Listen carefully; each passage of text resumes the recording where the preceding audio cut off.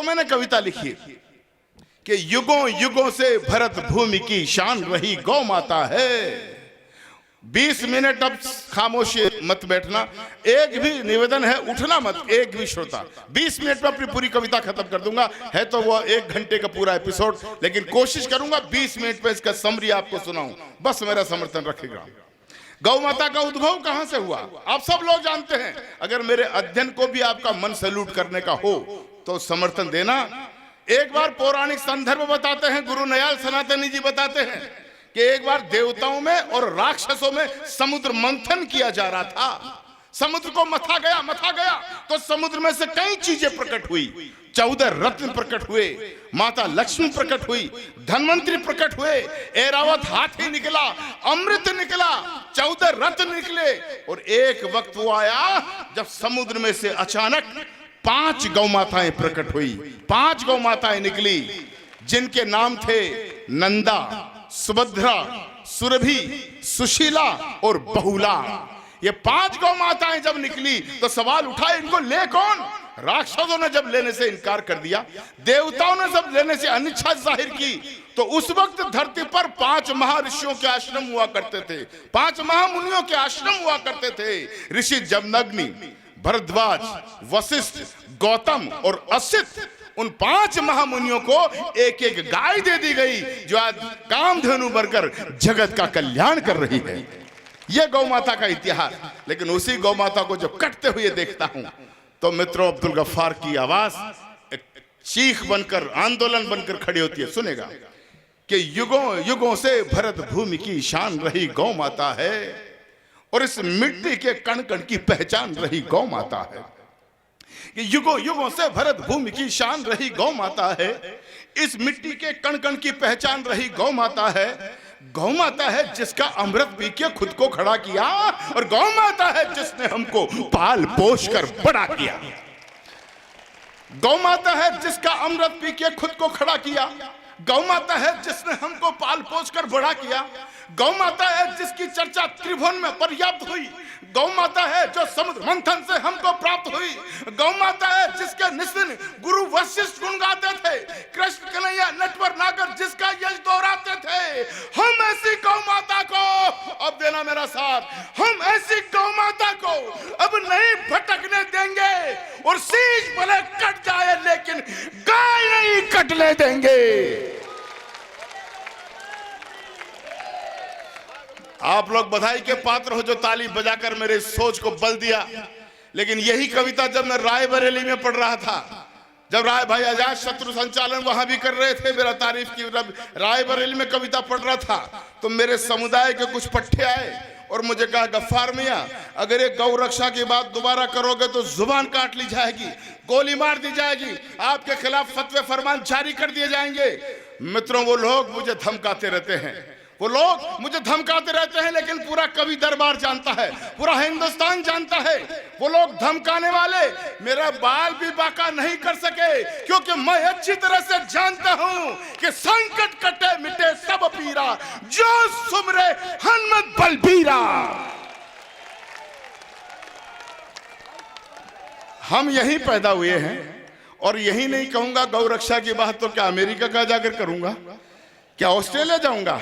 अरे यार ये तो वो मुल्क है जहां मुंबई का हिंदू कव्वाल, शंकर शंभू नाम का हिंदू कव्वाल, तमाम उम्र ख्वाजा गरीब नवाज के आस्थाने पर कव्वालियां गाया करते थे।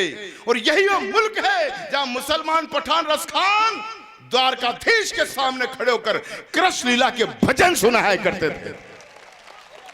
मैं कोई पहला कवि नहीं हूं पटेल साहब, आप अच्छी तरह जानते हैं मैं पहला मुस्लिम पुरोधा नहीं हूं। याद कीजिए उस रसखान को जिसको कृष्ण कन्हैया साक्षात दर्शन दिया करते थे। एक बार वो रसखान द्वारकाधीश के मंदिर के सामने खड़ा है, कृष्ण कन्हैया 12 वर्ष के बालक बनकर प्रकट होते हैं। वो मुसलमान देखता है कृष्ण भगवान का शरीर मिट्टी से सना हुआ है, उनके हाथ में एक रोटी है जिस पर मक्खन रखा हुआ है, मिश्री रखी हुई है, और मुसलमान देखता है एक कौवा आता है और कृष्ण भगवान के हाथ से वो रोटी छीन कर चला जाता है। तो तो कृष्ण की सरलता पर उस मुस्लिम का सर फूट पड़ता है, तालियां उसके खाते में जानी चाहिए। अब्दुल गफ्फार कहना चाहता है, क्या सोचता है रसखान कृष्ण कन्हैया को देखकर कि धूल भरे अति शोभित श्याम जो कैसे बनी सिर सुंदर चोटी। कृष्ण कन्हैया का वर्णन कर रहा है कि धूल भरे अति शोभित श्याम जो कैसे बनी सिर सुंदर चोटी। खेलत खात फिरे अंगना पग बाजत पैंजन पीरी कचोटी। वह छवि को रस खान विलोकत, वह छवि को रस खान विलोकत, वारत काम कलानिज कोटी। अरे काग के भाग बड़ो सजनी, हरि हाथ तो ले गयो माखन रोटी। काग के हाथ बड़ो सजनी, उस संस्कृति में खड़ा हूं, इसलिए कहना चाहता हूं कि जिस आंगन में गाय नहीं रहता घनघोर अंधेरा है। कविता फिर शुरू करता हूं, 2 पंक्तियां लास्ट की, कि हम ऐसी गौ माता को अब नहीं भटकने देंगे।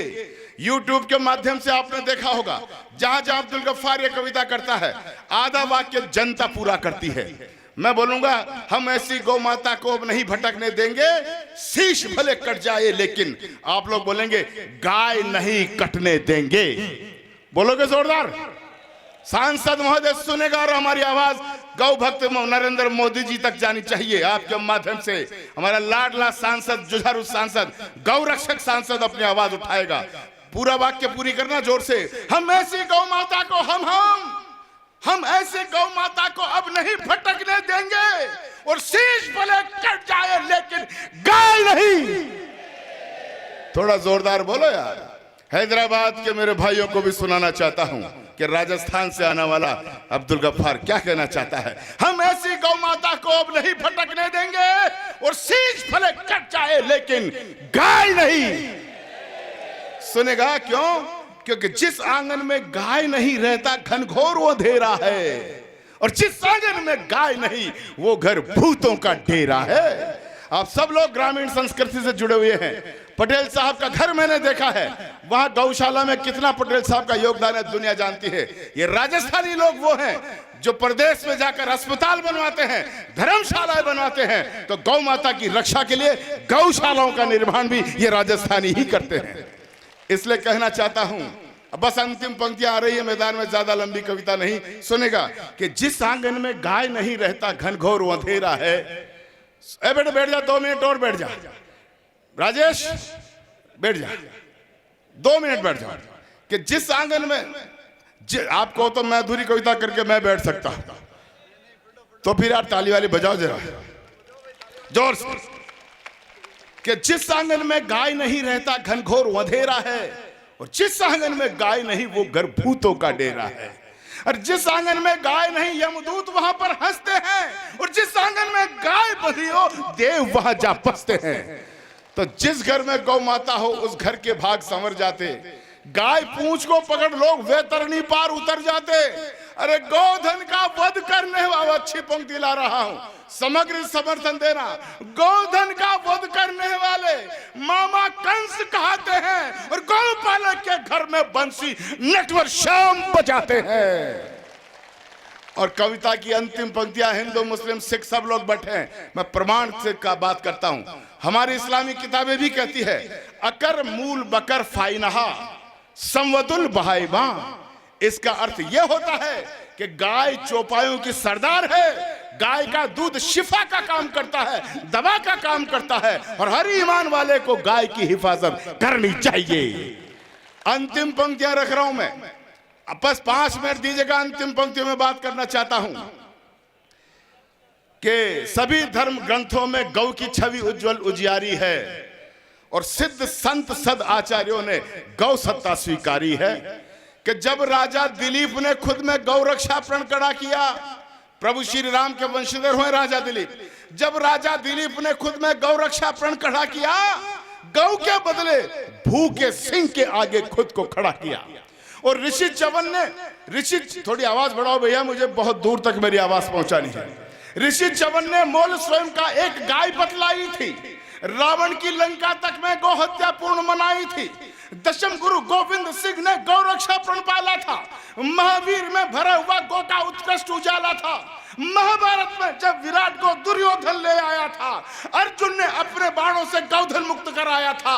रामायण में जब राघव बन जाने को तैयार हुए, त्रिजट विप्र को गायें सौंपी पीछे सरयू पार हुए, तो क्या हिंदू क्या मुस्लिम, क्या हिंदू क्या मुस्लिम, सबने गायों का सम्मान किया। हजरत पाक मोहम्मद ने भी गौ सेवा का ज्ञान दिया। इसीलिए मैं भी गौ का संकल्प हृदय में भरता हूं। एक शब्द आएगा आबे जमजम। पटेल साहब, आपकी उपस्थिति में एक वसीयत करके जा रहा हूं, पूरे मुल्क में कर रहा हूं। आबे जमजम मक्का मदीना का वो पवित्र जल है जो वहां से आता है, हमारी अंतिम सांस में दिया जाता है। लगता है कि इसको पीने से जन्नत मिलेगी। अब्दुल गफ्फार किसान के बेटे ने एक नया रास्ता निकाला है। मेरे एक वसीयत करके जाना चाहता हूं, मेरे राजस्थान के भाइयों, मेरे तेलंगाना के भाइयों, एक वसीयत पे उस पे ठप्पा ऐसा लगाना कि मेरा जन्म लेना सार्थक हो जाए। क्या हिंदू, याद रखना आबे जमजम वो वहां से आता है।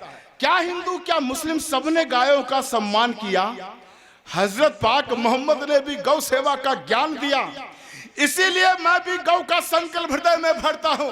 इसीलिए ओ हैदराबाद वालों, एक वसीयत करता हूं कि मेरा अंतिम पल जब आए, मेरा अंतिम पल जब आए, मेरा हृदय खिला देना और आबे समसम के बदले गौ मां का दूध पिला देना।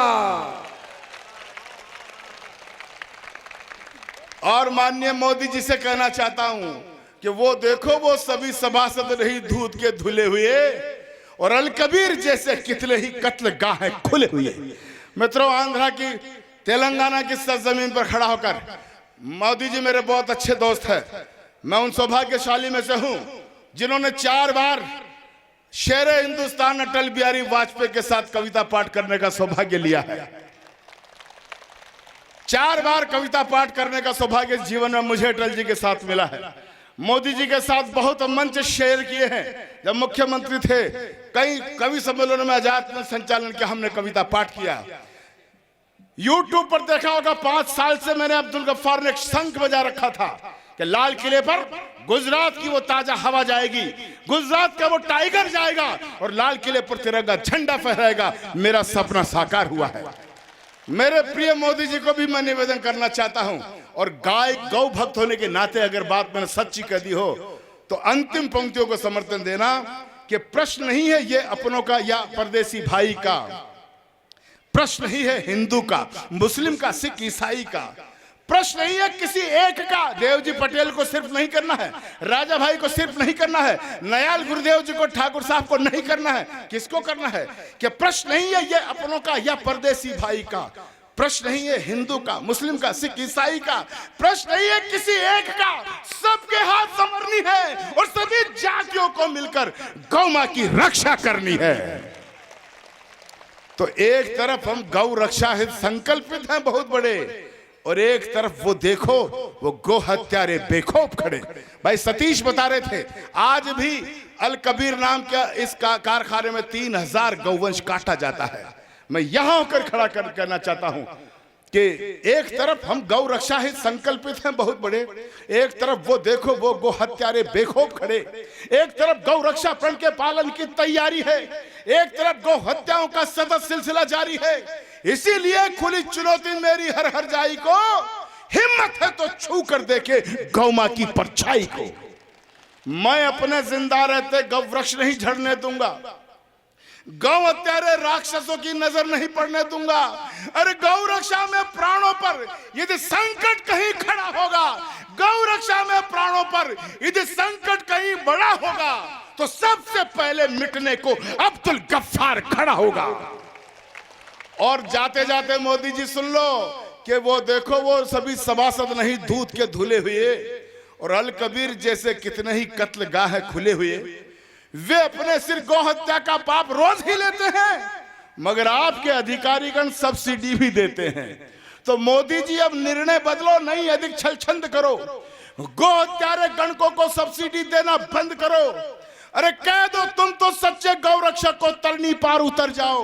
अंतिम पंक्तियां देना मुझे विराम देना, विश्राम देना। अरे तुम तो सच्चे गौरक्षक को तरनी पार उतर जाओ, संविधान में संशोधन भी करना है तो कर जाओ। अरे कह दो अब तो लाल किले से, कह दो अब तो लाल किले से ध्वंस मिटाकर रख देंगे। जिसने भी गौवंश छुआ तो वंश मिटाकर रख देंगे। कह दो अब तो लायक कानून बनना चाहिए। पटेल साहब आपकी आवाज संसद में गूंजनी चाहिए। कह दो अब तो लाल किले से ध्वंस मिटाकर रख देंगे। जिसने भी गौवंश छुआ तो वंश मिटाकर रख देंगे। तो मोदी को भी सदराहों से, मोदी को भी सदराहों से कभी नहीं हटने देंगे। और शीश भले कट जाए लेकिन गाय नहीं कटने देंगे, गाय नहीं। बोलो गौ मात की, गौ मात की। धन्यवाद। जय हिंद, जय भारत। एक बार पूरा सदन गफ्फार भाई की ऊर्जा को और इस कवि सम्मेलन के लिए जो कन्हैयालाल जी ने मारवाड़ चेतना के मंच से किया है, जोरदार तालियां बजा के आप बता दीजिए कि आपने इस आयोजन को पसंद किया। गजब की रात गुजरी, दिल का सौदा हो गया आखिर, मोहब्बत की हवेली जिस तरह नीलाम हो जाए, उजाले अपनी यादों के हमारे साथ रहने दो, न जाने किस गली में जिंदगी की शाम हो जाए। सितारों को आंखों में महफूज रख लो, बड़ी दूर तक रात ही रात होगी। मुसाफिर हो तुम भी, मुसाफिर है हम भी, किसी मोड़ पर फिर मुलाकात होगी। शुक्रिया।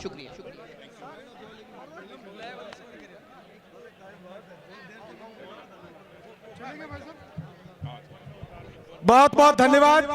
मैं क्षमा प्रार्थी हूं कि कई विशिष्ट महानुभाव हमारे सम्मान से वंचित रहे हैं। हमारे दिल में उनका सम्मान है, मुझे क्षमा करेंगे। आप सभी शालीनता से और शांतिपूर्वक कृपया भोजन करके पधारें। आप सबके पीछे भोजन की। और मैं आभार व्यक्त करता हूं आप सभी का, सभी प्रवासियों का, पाठकों का, विज्ञापन दाताओं का, सहयोगियों का, विशिष्ट महानुभावों का, हमारे मुंबई से पधारे अशोक जी अरनाया का, हुक्मराज जी भंडारी का, अशोक जी बोहरा का, और भी कई मित्रों का, मारवाड़ चेतना की पूरी टीम का, करनाराम जी चौधरी की पूरी टीम का, हमारे प्रतापाराम जी, नवाराम जी, सबने मिलकर के जो काम किया है और इस कार्यक्रम को सफल बनाया है, उसके लिए मैं आप सबका मारवाड़ चेतना परिवार की ओर से एक बार पुनः अभिनंदन करता हूं, आभार व्यक्त करता हूं। जिनके स्मृति चिन्ह बाकी रह गए हैं कृपया वे वहां से ले लें। हमारे विशिष्ट महानुभाव जो हमारे मारवाड़ चेतना के जो लास्ट पेज पर हमने जिनके फोटो छापे उनके सभी के स्मृति चिन्ह हैं, कृपया वो वहां से ले लें। रविंद्र सिंह जी।